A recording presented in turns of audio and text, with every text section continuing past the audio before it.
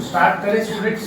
तो हमें क्या करना है, फाइनेंशियल का भी एंट्री करना है, कॉस्ट का भी एंट्री करना है, सिर्फ कॉस्ट का एंट्री करना है ना।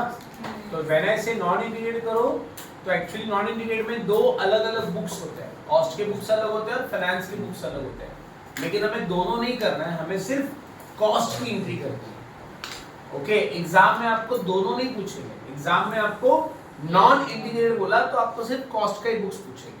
करें स्टार्ट। आओ सर, देखो ध्यान से सुनो प्लीज।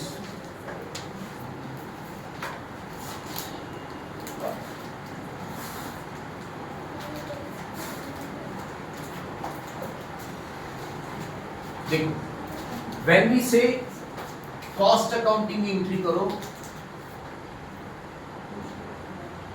कॉस्ट अकाउंटिंग का एंट्री करो नॉन इंटीग्रेटेड में, हमें सिर्फ कॉस्ट अकाउंटिंग का एंट्री करना है, राइट ना। नॉन इंटीग्रेटेड में दो एंट्रीज होते हैं, कॉस्ट का अलग और फाइनेंस का अलग, but we will do only cost. हम लोग सिर्फ कॉस्ट का करेंगे, फक्त अपन कॉस्ट की एंट्री कर दिया। अब ध्यान से सुनो, होता क्या है, कॉस्ट अकाउंटिंग जब हम नॉन इंटीग्रेट कर रहे हैं कॉस्ट अकाउंटिंग के लिए, है ना, फाइनेंस के लिए भी करना होता है, कॉस्ट के लिए अलग अलग करना है दोनों का, बट हम लोग किसमें करेंगे, only cost. Clear with this? हाँ, तो इसमें अकाउंट्स कुछ बनते हैं, जैसे कि सबसे पहला अपन बनेगा stores ledger control account. Stores ledger control account, ये पहला अकाउंट बनेगा। दूसरा अकाउंट बनेगा WIP, work in progress control account. तीसरा अकाउंट बनेगा फिनिश गुड्स, कौन सा sir, finish goods control account. Finish goods control account, ये मेरा तीसरा account. Fourth, wages control account, सबके आगे नाम लगाना है sir, control account, wages control account.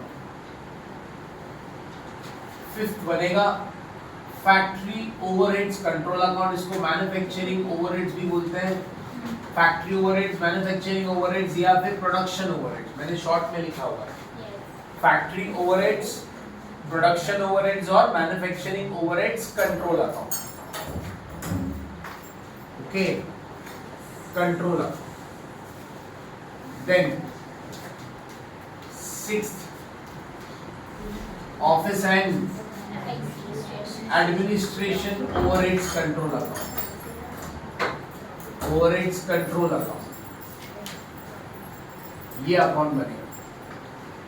फिर बनेगा selling and distribution, selling and distribution overhead control account. Overhead नाम देखो, ओवरहेड कंट्रोल अकाउंट। फिर अकाउंट बनेगा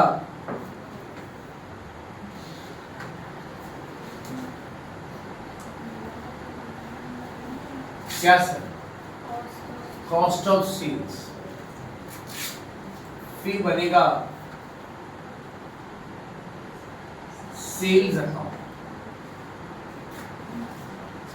10th, कॉस्टिंग P&L अकाउंट, क्या नाम दिया सर, कॉस्टिंग P&L मतलब costing profit and loss account. Okay, and the last one is, ये सबसे इंपॉर्टेंट है, cost ledger control account. Cost ledger control account, इसको हम एक और नाम देते हैं जनरल लेजर एडजस्टमेंट। क्या बोलते हैं सर इसको, जनरल लेजर एडजस्टमेंट अकाउंट, इसी का एक और नाम है। तो क्या नाम है, cost ledger control account, general ledger adjustment account, इसको नॉमिनल भी बोलते हैं sir, nominal laser control account. तो आप देख सकते हैं टोटल कितने अकाउंट बनाने हैं सर, हम लोग को इसमें 11 अकाउंट बनाने हैं। सबसे पहला आपको बनाना है store ledger control account, WIP, finish goods, wages control account, factory overheads. Factory overheads के दो नाम और दिए ना, मैन्युफैक्चरिंग और production, officer administration control account, selling and distribution overheads control account, cost of sales costing bit, and then last is cost and leases. याद रखना ये जो अकाउंट है 11th वाला, ये हमारा जब भी एसेट और लायबिलिटी आएगा तो हम आपको सबको पता है कि कॉस्टिंग में हम एसेट और लायबिलिटी का नाम तो नहीं लिखते हैं, तो उसके जगह पे क्या लिखना पड़ेगा, कॉस्ट लेजर कंट्रोल अकाउंट। तो जब भी कहीं पे एसेट का नाम आ रहा है या कहीं लायबिलिटी का नाम आ रहा है तो हम नाम क्या लिखेंगे सर वहां पे, कॉस्ट लेजर कंट्रोल अकाउंट। जैसे कैश हो गया, क्रेडिटर हो गया, डेटर हो गया, फर्नीचर हो गया, मशीनरी हो गया, वो हम यूज नहीं कर सकते कॉस्टिंग में। ये एसेट लायबिलिटी यूज कौन करता है सर, एसेट लायबिलिटी में यूज कहां पे होता है सर, फाइनेंशियल में, लेकिन कॉस्टिंग में एसेट लायबिलिटी का नाम नहीं आता है। तो जहां पे एसेट लायबिलिटी का नाम आएगा तो उस नाम के जगह पे हम क्या यूज करेंगे, कॉस्ट लेजर कंट्रोल अकाउंट। अभी एक एग्जांपल लेता हूं सर, समझो मैंने रॉ मटेरियल परचेस किया, सुनना, रॉ मटेरियल परचेस किया तो जनरल एंट्री क्या बनेगा सर इसमें, बताओ एंट्री क्या बनेगा, रॉ मटेरियल अकाउंट डेबिट ना, टू कैश ना, टू कैश अकाउंट, ये हमारी एंट्री होती है। Raw material comes in cash goes out, raw material account debit होगा टू कैश अकाउंट। लेकिन आपको पता है कॉस्टिंग में हम कैश नहीं लिख सकते, कैश हमारा एसेट है, तो क्या लिखेंगे उसके जगह पे, कॉस्ट लेजर कंट्रोल अकाउंट। क्या लिखेंगे sir, cost ledger control account. कब लिखना है कॉस्ट लेजर कंट्रोल अकाउंट, जहां पे एसेट का नाम आया, लायबिलिटी का नाम आया, म्हणजे एसेट्स किंवा लायबिलिटीचं जर नाव येत असेल तर त्याच्या जागेवर आपण कॉस्ट लेजर कंट्रोल या फिर कॉस्ट लेजर कंट्रोल नहीं तो जीएलए भी बोलते हैं सर, क्या, general ledger adjustment account. Clear है। तो जहां पे एसेट का नाम आएगा, लायबिलिटी का नाम आएगा, तो वहां पे एसेट लायबिलिटी नहीं लिखना है, क्या लिखना है, कॉस्ट लेजर कंट्रोल अकाउंट। समझ में आ गया। अच्छा मेरे को आप बताओ, आपने गुड सेल किया, एंट्री क्या होगा सर, गुड सेल। रोज काय एंट्री होणार बेटा, माल विकलाय आपण, माल सेल कर रहे हैं सर, क्या एंट्री होगा,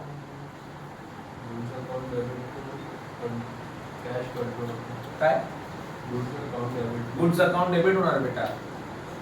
आप लोग को इसलिए बोला जनरल एंट्री पक्का करो, जनरल एंट्री पक्का करो, बोला अपूर्वा।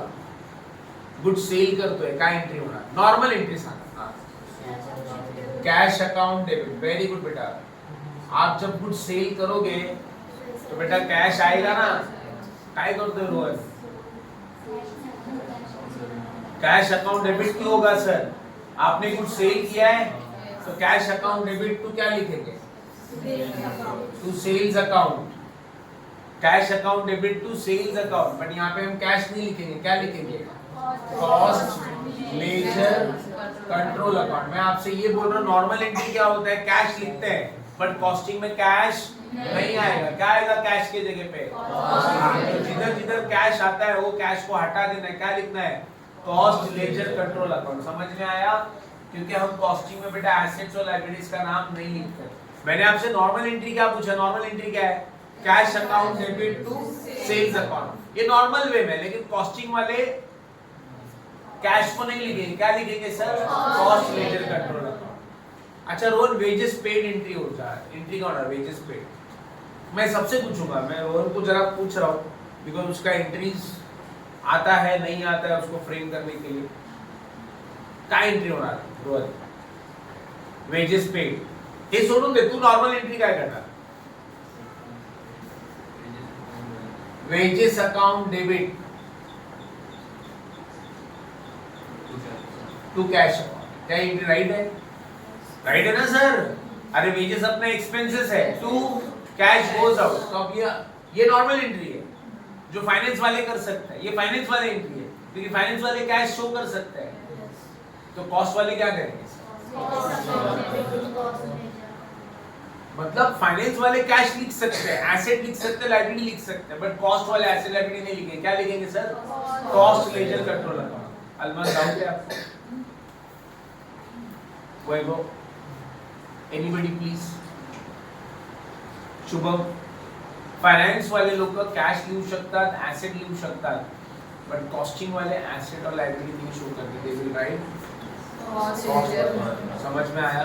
तो प्लीज राइट इट डाउन। ये कितने अकाउंट्स बनेंगे सर, अभी सुनना, पहला आपने अकाउंट कौन सा बनाया, स्टोर लेजर, फिर दूसरा, तो सबके नीचे ना एटलीस्ट दो लाइन तो छोड़ना, या एक लाइन तो भी छोड़ना, 2 लाइन, थोड़ा सा मीनिंग लिखना है ना, स्टोर लेजर क्यों बना रहे हैं, ओके।